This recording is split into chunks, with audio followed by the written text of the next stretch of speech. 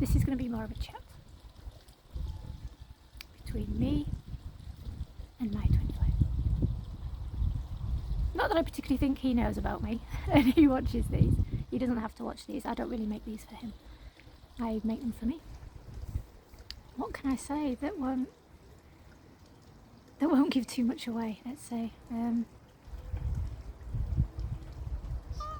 I know who you are, and I accept you completely as you are.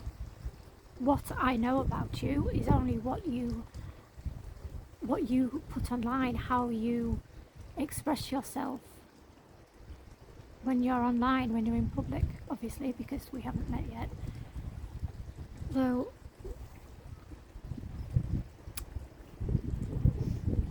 please don't think that in any way would come between us, because it doesn't. I completely accept you, who you are, what you do. I completely accept that. I don't have a problem with that. I love the fact that you love that, and that's it for me. That's all I need. I don't have any issues. As long as you love that, then that's perfect. I do still feel guilty though, because with my condition I can't get out there to meet you, and that frustrates me. I'm getting better, but it frustrates me. It makes me feel like I'm being trapped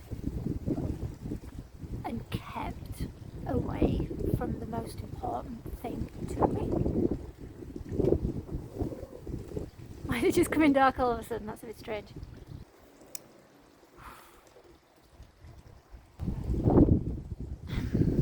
What is going on?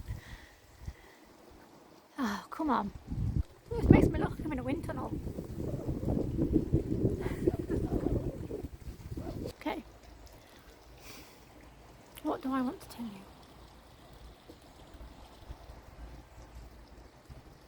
I want to tell you that I have known about you, that I've known that I was going to meet you, that you were going to be here, that I was going to be here since I was 15. Back then I understood you as the man I love and haven't met yet. As far as I'm concerned, you're my husband from before this life. That's what I knew. You were my husband from before this life. And we had come here to do work, and we were hoping to meet up here. I do wonder if you're aware of me. Not the me who that I am here, but just aware of someone. Aware that you're waiting for someone, that there already is someone. If you're aware of a woman, a feminine around you, in you, I wonder if you know that, if you're aware of that, because I have no idea what you're aware of.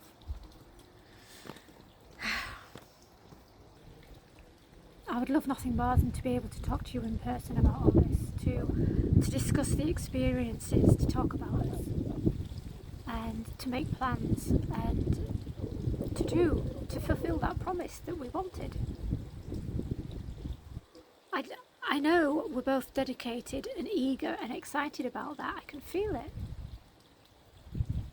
Yet it just feels like it's so ethereal. It's just not here. But it is here because we are here. We are here. We are aware of it. It is happening to us. It's about us. It's our choice, our decision. It hasn't got anything to do with anyone else. That nobody else's expectations have anything to do with us whatsoever. Us, what we are, what we want to create, what we want to be together. That is us, no one else. Others' expectations, what others want, what others think is right and what isn't right. It's nothing to do with us. They own that. That's their responsibility. It is not our responsibility. Us being who we are, what we want to do is entirely our own responsibility. It's nobody else's. Nobody else has a say in that. Because of that, we shouldn't be afraid to make decisions which others will disapprove of. We shouldn't be afraid to make a choice which others think is a bad idea because that's not what they want, because it goes against what they want. It's got nothing to do with them. This is about you and me. It's about us, no one else. What we are, what we have, what we can have is all down to us. And it all comes from whatever word you want to choose, whether it's a higher power, whether it's God, whether it's the universe, whether it's source, whether it's just our souls or even just our hearts. It's completely down to us. It's got nothing to do with anyone else. And unless we allow them and give them that power, they can do absolutely nothing to stop us. All they can do is bark and make noise. Maybe I shouldn't say bark, but they can't do anything but make noise and try to influence and try to intercept and try to stop. But are those people really worth our time, our effort and our consideration? No, because this is turning into a rant. This isn't what this is supposed to be.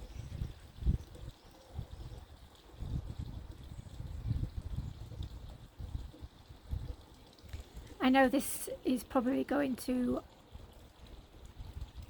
mean that you have to make a really big decision, and I understand it's one that you're afraid to make because it's been your life and you are being presented with the idea, not just your life but a part of yourself, a big part, and this seems to be giving you the idea that you have to choose and you have to let that part of you and your life go. And I understand that that seems like the end. It will be the end of you. Though you don't have to let it go. It's to change. You don't have to let it go. It doesn't have to end. It's a change. It's not even a death and a rebirth. It is literally just a transformation. You don't have to lose it. You don't have to lose that part of yourself. I don't want you to have to let that go because I love it as well.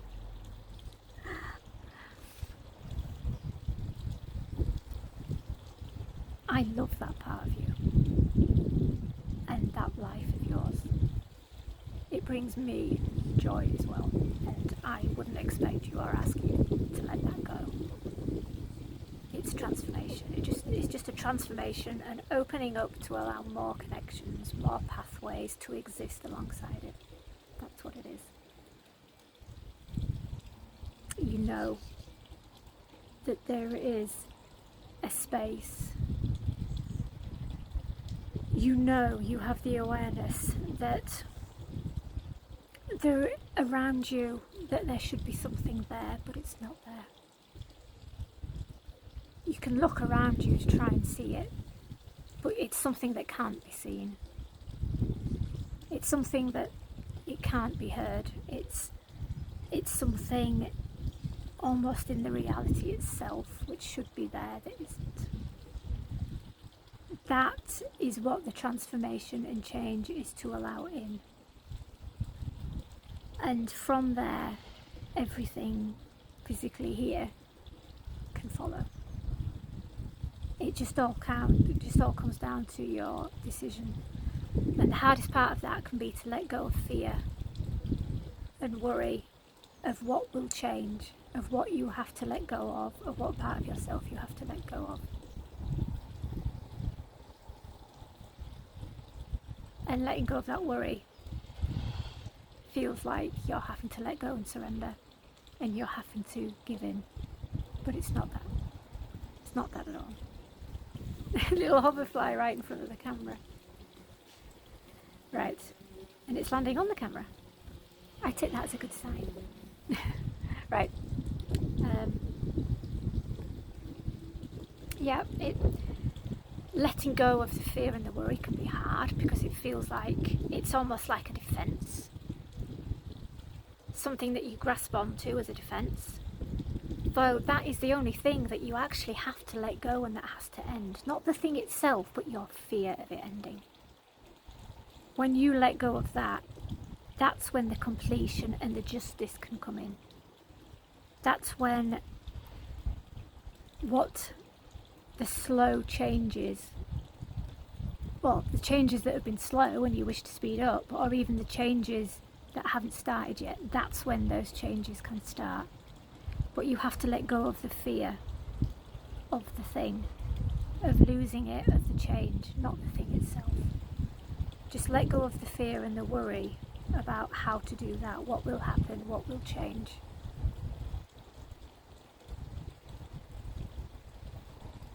Because it's the fear. That's the only thing that actually gets in the way. What your heart's waiting for is for that change, but you need to allow that change. You need to let go of the fear of the change, the fear of what will change, or even the fear of what might not change. Because while that fear is there, the change can't happen. Okay, I'm finding this video really hard. I had an idea of so much about what to say, but it's just so hard to put this into words, to put it out. I'm going to stop it here because all I can feel is that empty space. And I know at the back of that empty space for me, there's still sadness. There's still that sense of waiting. There are lots of clouds in my sky and they keep dimming the sun. And I'm just so used to being in the shade. Oh, I mean that metaphorically and literally at the moment. I don't know what else to say. I mean, you'd think, oh, there'd be so many things that I want to say to you, but I honestly don't know what to say. There's just a nice stillness for the most part, even though there's space where there could be so much. It's just a stillness. And I don't feel like there's all that much to say. Is that a good thing?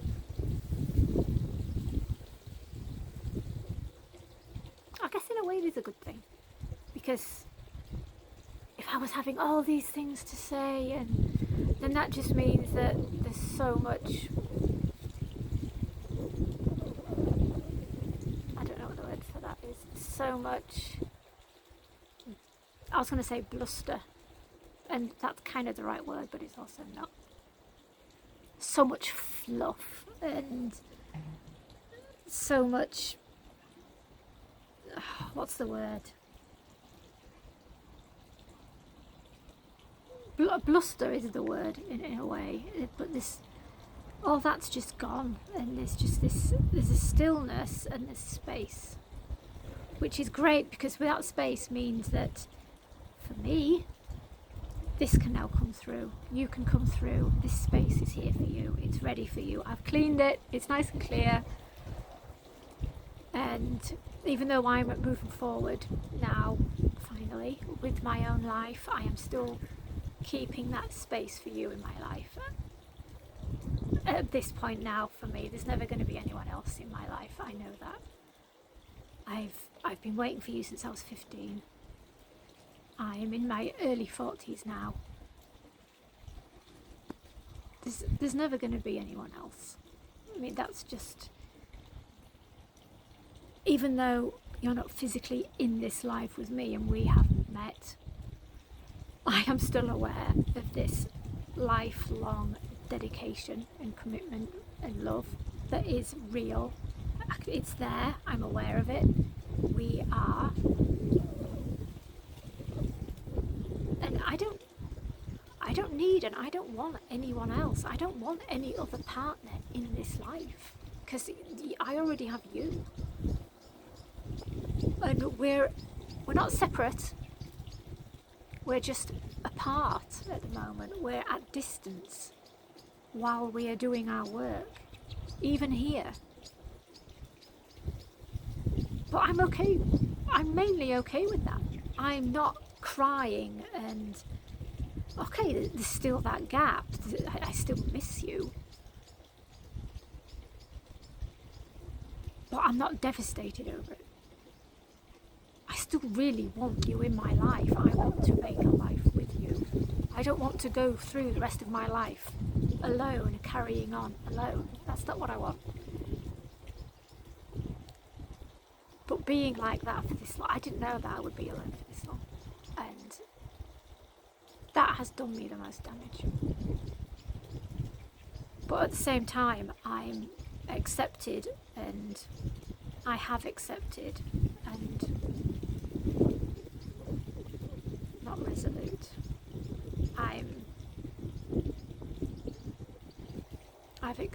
I've accepted, and just in the flow of the fact that there's going to be no one else for me. I'm not interested in anyone else, because I want more than just a life partner. I want my husband that I already have and that I've always had. And in my heart, I'm still dedicated to him. So, and I'm loyal. I'm a loyal being, and I'm a loyal person, so of course I'm not going to be interested in anyone else. And I've settled with that. I could feel it. I've settled with that, even if I have to spend the rest of this life alone, which I really do not want to. My heart would be okay with that.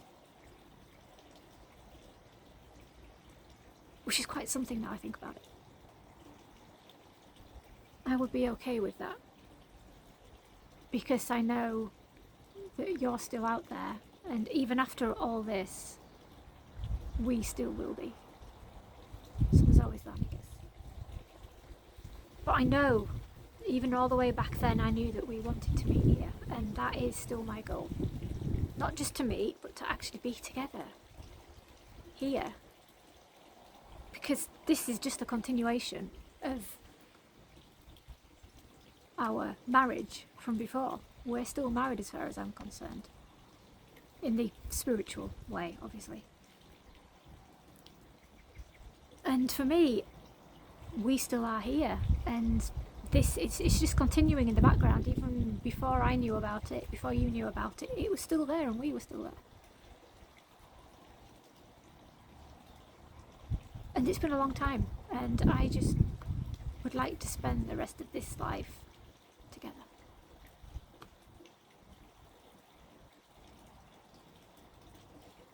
Because I'm tired, and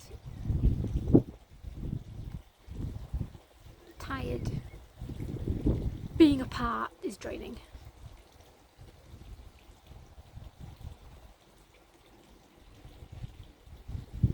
And, well, yeah.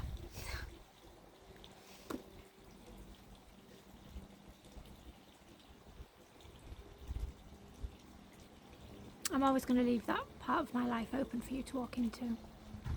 Though I can't stay where I am now, I need to move forward, and I just hope that at some point you can join me, because as far as I'm concerned, you're already my life partner.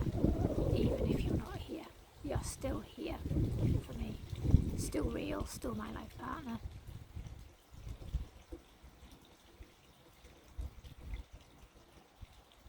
You are living this life with me, as far as I'm aware. And that awareness comes through quite a lot. You're on the inside, but I was going to say missing, but that's not right. But the fact you're not on the outside, you're not in this world with me, next to me. You know, you're not sat there. That is really noticeable now. But I know that that's okay. I know that it's because there's nothing wrong, and that's okay. Though, I still like you to be. It's like think of it as a really long day at work. And you're getting to the point where you've been working so hard and you're drained, and you just want to go home and see your spouse and just hug and just relax and recharge. That's the point where I'm at now. I'm just missing that home, missing that spouse. God, it's just hitting me that I really would be okay without anyone else in this life. Part of me wants to rebel against that. Part of me wants to go, but no, that's not right. I don't want to be on my own. Part of me knows I should be doing that, but I'm not.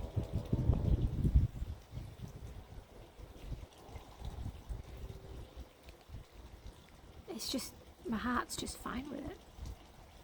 The rest of me's fine with it, and my mind's not understanding how can I be fine with being alone for the rest of my life and staying committed to someone that I haven't even come across in this life yet.